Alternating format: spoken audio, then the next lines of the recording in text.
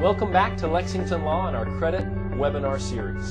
Today we're going to discuss what makes up your credit score. There are 5 different factors that we know of that build your credit score. The largest and biggest one at 35% is your payment history. Next at 30% are your amounts owed. From there at 15% we'll discuss your length of credit history, and then your 2 last components at 10% each are types of credit in use and your new credit. So let's discuss the biggest section of your credit score, payment history at 35%. We're referring to those late payments. Lexington Law Firm will work with you to dispute those negative items that are inaccurate, misleading, or unverifiable through the credit bureaus and also with creditors directly. This will take care of your 35% payment history. Next, let's move on to the amounts owed. 30% of your credit score is built up by the amounts owed. When we talk about this, we're referring to the debt that you have in comparison to the amount of money that's been lent to you. So let's say you have a card with a $1,000 limit and your balance is at $500. You're obviously at 50% of your credit limit. And this is about the point where you're going to start to affect your credit score negatively. Anything past 50% of your credit limit will probably start to lower your credit score.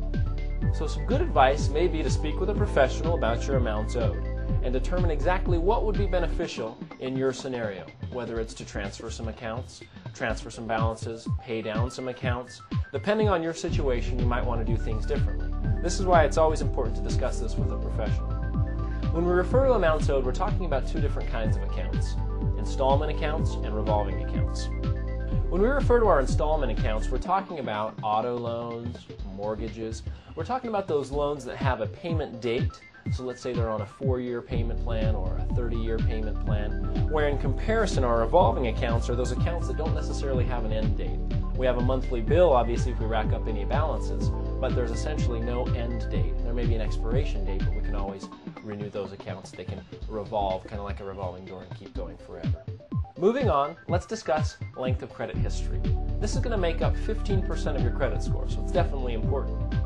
Your length of credit history, we're talking about how long your accounts have been open. So obviously an account in good standing with no late payments that's been open for, let's say, 4 years is probably going to build your score more so than an account that was just open 4 months ago. So length of credit history, to build a strong credit score in this aspect, we want to have an account that's been open for a while.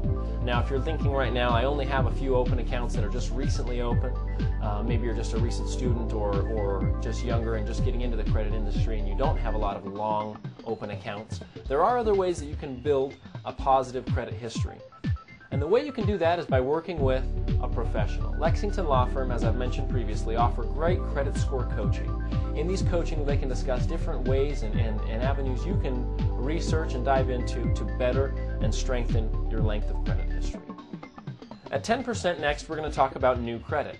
This is only 10% of your credit score, so it's not the biggest factor, but it's still important if you look at our industry today and recognize that every point counts. New credit, we're talking about inquiries, how recently you've been applying for credit, or what new accounts you've just recently opened. So obviously if you go and apply for a mortgage or you apply for a car loan, they're going to run your credit. They'll look at your credit score and determine if you are or are not a credit risk.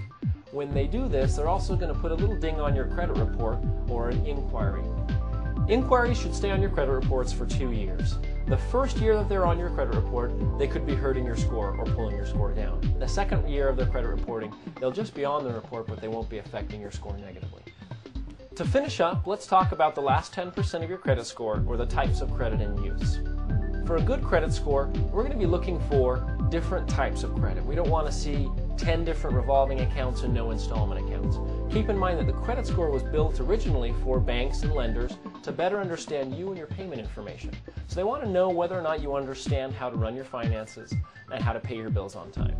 So the different types of credit in use, if we're wanting to maximize this 10% of our credit score, it's probably wise to have a variety of different kinds of accounts, revolving accounts, installment accounts. And again, I'm not giving you advice to go ahead and open up all sorts of different accounts. It's always important and smart to speak with a professional about your situation before you actually go and open any other new accounts or close some previous accounts. So as you can see, your credit score has a lot built into it. If you have any questions about your credit score or you'd like to learn more about what goes into your credit score, don't hesitate to speak with a paralegal at Lexington Law, where they'd be more than happy to help educate you and help you learn more about your credit score. That's all we have for today, guys. Hopefully you've learned a little bit more about your credit scores, and don't hesitate to give us a call if you have any other questions.